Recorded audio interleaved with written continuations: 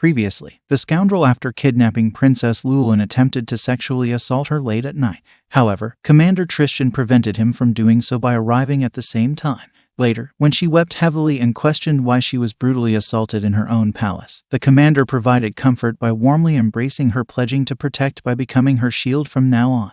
Now, let's dive into the chapters 19 and 20 of the manhwa, The Secret Bedroom of the Forsaken Princess. The dreadful night for the princess concludes with a new hopeful morning because the Commander Tristan strides purposefully in a particular direction with furious mood, accompanied by a man who continuously implores the commander to halt his reckless behavior and plead him to stop for a moment.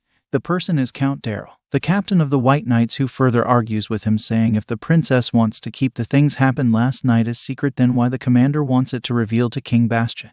At which, he lashes out at the Count, questioning why he wants the commander to overlook something so crucial that someone took advantage of the surveillance and tried to harm the princess. As the Count has no direct counter for his question, he deviates the commander by suggesting that keeping it secret would be better for the princess and for her honor. The Count's insignificant concern for the princess enraged the commander, who yells at him, asserting that he knows that the princess's honor is none of the Count's concern because his White Knights do not want to disclose their irresponsibility in protecting the princess. Despite these allegations, the Count speaks back to him, implying that if the commander is trying to go against the White Knights. In response, he again yells by asking that why the Count thinks that reporting the incident happened last night with the princess to the king would be considered his attempt to go against the White Knights. Moreover, the commander mutters himself that he is well aware that the White Knights are organized by the nobles, therefore they are quite sensitive to politics. Plus, it is a regiment that operates solely under Queen Pamela's command, and, only because of the Queen commands and leadership, the commander becomes so restricted to protect the princess from her distress. Eventually, he abruptly steps further by canceling his conversation with the Count, on which the Count loudly states at him by asking what the princess think about the commander's behavior later on. By wondering that the princess surely does not want to make a big deal out of her last night incident, he states the commander that he will follow the princess's order. To this, the commander turns back by telling the Count to do whatever he pleases because he will report this matter to the king by any means, which visibly worries the Count. Dear viewers, apologies for the interruption. If you're genuinely enjoying the content on this channel, please consider hitting the subscribe icon with all notifications, since this little support of yours will help this creator continue delivering high-quality work to brighten your day.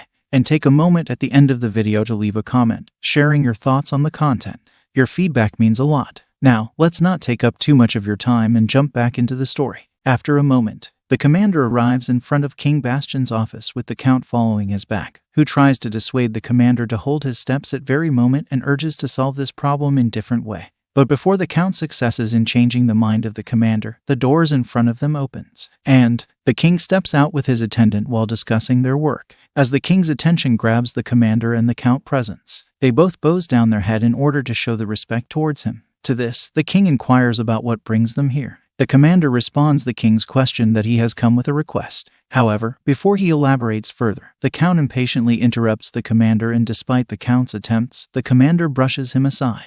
The commander declares by seeking permission from the king to entrust the duty of protecting the princess to the Red Knights, and pleads the king to not assign anyone from Red Knight, but to appoint him as the sole protector of the princess's safety, just as the king assigned him in the past. Further, the commander reflects that it is still not good to go against the queen, and by taking a deep breath, he informs the king that the Count Darrell requested to cooperate him, which leaves a smile on the Count's face. Noting his plan's success, the Count again bows in front of the king by stating that his intention is to serve him and the queen more thoroughly, and by pointing his innocent gaze at the commander, adds that the hardworking commander shares the same goal. As they finish their statements, the king looks at them for a moment, and, by pointing a stern gaze at them, he announces that the last night's intruder of the princess's palace was captured by the Black Knights, which visibly shocked the commander, who reflects that the Black Knights are the knights commanded directly under the King Bastian. Moreover, if they captured that scoundrel, then it means that the king already knows everything about the last night. At noting the king approaching towards them, the commander mutters to himself that how and why the Black Knights stopped by the abandoned palace of the princess. Plus, how did they capture the intruder so swiftly? The king, by standing in front of the commander, clarifies that even as a king, he does care about his sister's safety and comfort. Listening the king's words, the commander ponders that what trick is the king using and why he is trying to hide the truth just like the Count. In this process, a sudden thought nags at the commander's mind, that is, the King Bastian is the true culprit behind the last incident. To confirm his assumption, the commander states that even his knights, after searching every corner of this palace, failed to locate the intruder. By making a serious face, the commander directly puts his presumptions in front of the king, asking about why black knights come at exactly the right time needed to capture the intruder. His words make the attendants of the king to rebuke the commander for his disrespectful words towards the king. However, the king raises his hand, signaling them to stop, and as for the commander, the king states that since the matter they are discussing cannot be taken lightly, he will not mind the commander's outrageous act this time. Plus, by pointing his attention towards the count, the king scolds him and his white knights for not doing their jobs to guard the royal palace properly. With the swift turn towards the commander, the king adds that as a brother he was worried about the princess' safety, and so he ordered the black knights to patrol the palace every night, especially the princess's residence. The commander realizes his assumptions were all wrong and internally admits to being overly suspicious of the king. Eventually, the king states loudly that he does not want this to happen with the princess again, and declares that from now on, the commander is totally trusted with the tasks of protecting the princess from any harm without any interference from the other regiment. From here, the scene abruptly lands to the residence of Princess Lewellyn, where she roams in the middle of her rose bed with mind elsewhere. But wait, she looks really like a Barbie doll in her dress. She continues her stroll with the thoughts in mind that she heard the roses in the garden had bloomed, and indeed they have. Moreover, she feels a little better after taking a walk since she has not left her room after the incident.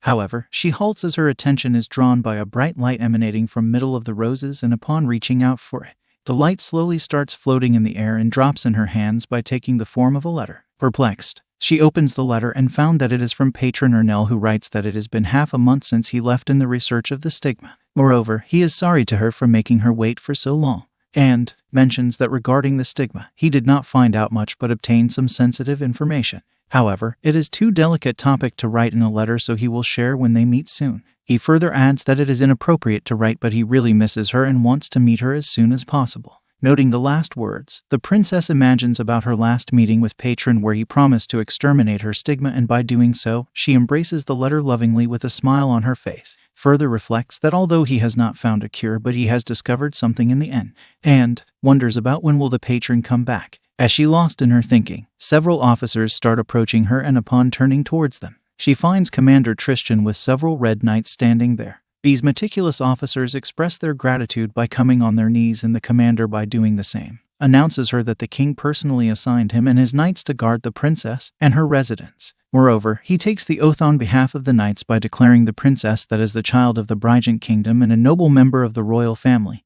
they shall protect her as her sword and shield. This declaration makes her completely shocked, where she ponders that indeed she has been in great fear since that incident, and surely the red knights of the commander will guard her better, which will mitigate her paranoia.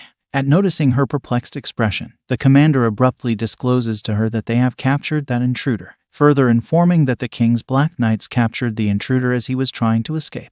In response, the princess asks the commander about what happened to the intruder after that, at which the commander passes the news that the black knights immediately executed intruder, as he was found to be an attendant of the palace, who was waiting to attack the princess until there was nobody around. Listening to that the intruder was dead, she mutters herself that she wanted at least to interrogate the intruder but cannot, since she does not have the authority to do it.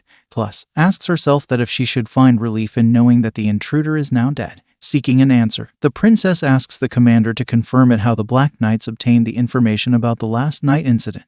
To this, the commander pauses for a moment and then kneels down by stating that the king is behind the entire operation because he genuinely cares for her, apart being a stepbrother. As she informed about this, she gets surprised and blushes at realizing that her brother is really a loving person, because back then, she thought that he was pathetic even though he was a loving child. She distanced herself from him, thinking that he might threaten the positions of her and her real brother Alpheus. Moreover, he has been aware about this behavior of her towards him. Yet he cares so much for her, since the roses bed planted by him in front of her residence is a visible expression of his care. Although he cannot assign the Black Knights for her, he orders the commander and his knights to protect her from now on. And the only reason she has not run out of this palace of her late mother is because of the king's kindness, for whom she always feels guilty. But her all this deep thoughts gets interrupted by the commander, who again vows that they will protect her and ensure that nothing like last night ever happens again. In response, she lowers head down and then pleads every knight to rise. And, as they rise, the princess reflects that the Red Knights have the smallest ground of work among all the royal knights, having each one being a commoner with a goal. Noting to this, she doubts by asking her if they will really be able to protect her. Out of nowhere, she loudly states that the king did a useless thing by appointing the Jackat people as her savior. At listening this, every knight gets annoyed at this sudden change in her mood, unable to do anything but tolerate her negative comments. By turning to leave, she adds that since it is an order from the king, she cannot do anything about it. In the end, she rudely orders them to work hard on escorting her. Upon leaving her, each knight shakes and twitches in anger from her words except the commander, who does not show any emotion.